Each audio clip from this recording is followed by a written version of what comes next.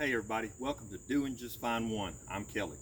Today I wanted to show you guys and demonstrate a little bit my custom spray rig setup that I have for my place here. I have about 3 acres that I take care of, and I try to spray it once or twice a year.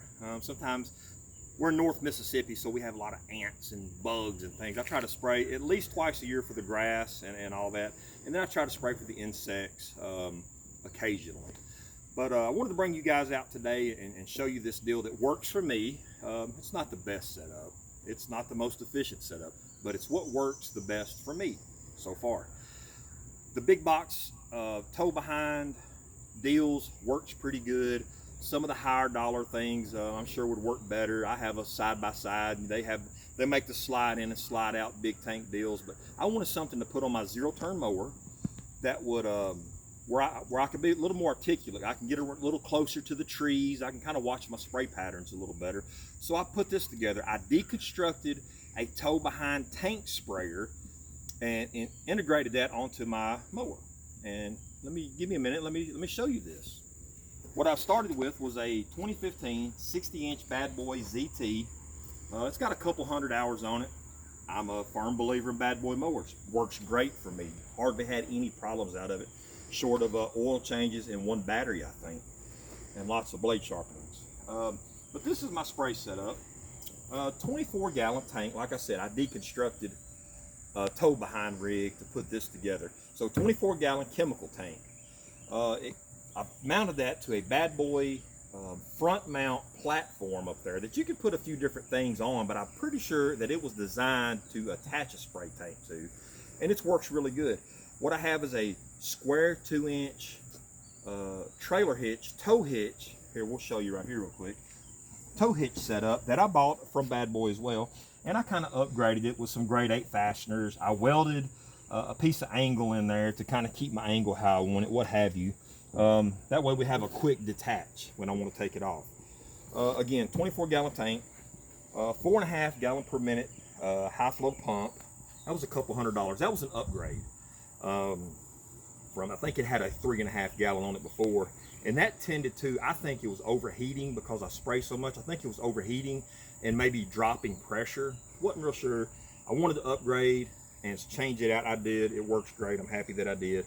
Dual flow pressure gauges, one straight out of the pump and one after my regulator, so we can kind of monitor chemical usage, spray pattern, that type of things. Several reasons to want to know your pressures, of course. Attach that to just a 1/2 inch chemical friendly hose all the way to the back, and of course this hose is kind of long. That's another part of the reason I wanted to upgrade to a little higher capacity pump, because my pressure hose was a little bit longer than normal. So run it back, a couple of zip ties, a little common sense to keep it up, little bungee cord action around the fuel tank there. Everybody likes that. Another zip tie. Back to my spray boom.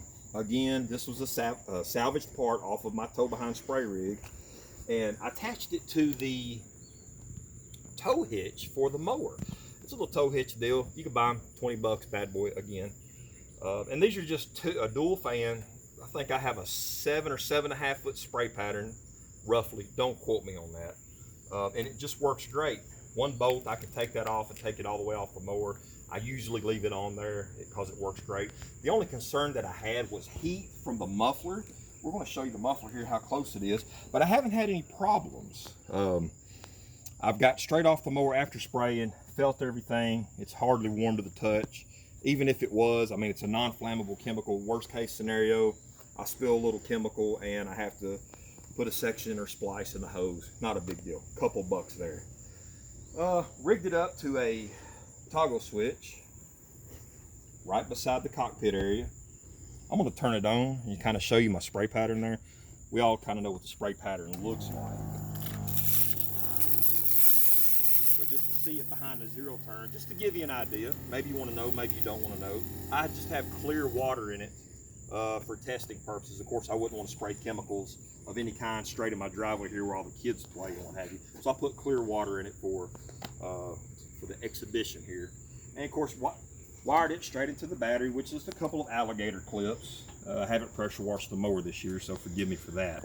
And of course we got our circuit protection fuse on there. Simple, common, basic stuff. Never had an issue with charging or it running the battery down. I think the mower has enough capacity in the charging system in order to keep up with the pump. Of course, the pump is off and on pretty often, so it's not like it's a constant 2 or 3 hour long draw, just a few minutes at a time. One of the sweet spots of this is how quick it is to remove the setup. I'm going to demonstrate that real quick. Unplug your power, quick removal on that. I've already pulled the pin for sake of the video. Pull the pin, take it out, set it in your barn, in your shed, and you're done. The reason I made it quick removal like that is because I don't like to mow with it on there. It impedes my vision just a little bit, and I've got a couple of ditch banks, and you get into a little imbalance there, and I don't want it to throw me off and maybe push me down into that ditch. So I just take it off when I'm doing a lot of serious, when I mow the whole place, do a lot of serious mowing. It takes less than a minute to take it off and put it back on. I have had people voice concerns about a lot of weight over the front caster wheels on this, but man, look at these things. Come on in there. Of course, this mower has a few years on it. I've never had any problem out of it. But the size of the bearings in the front of this, I don't think I'll ever have any problems with this. 24 gallons of water, what is it, 7 pounds per gallon, math. And I'm about 220 or so pounds. I don't think we'll ever have any issues with it.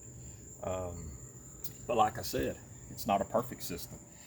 May not be the best system, but it's what works for me. I was happy to show you guys my setup today. I've been thinking about a good way to tell you guys about it, and of course YouTube is a good tool for all of us. We can all learn from each other. So if you guys have any questions or comments or better ideas you'd like to share, leave me a comment down below. I'll try to get back with you if possible. But thank you all very much for your time. Thank you for watching. Like and subscribe if you want more videos from the cool guys. We really need those subscriptions, really need those likes. Thank you all for coming to the channel today. I'm Kelly. Y'all have a good evening.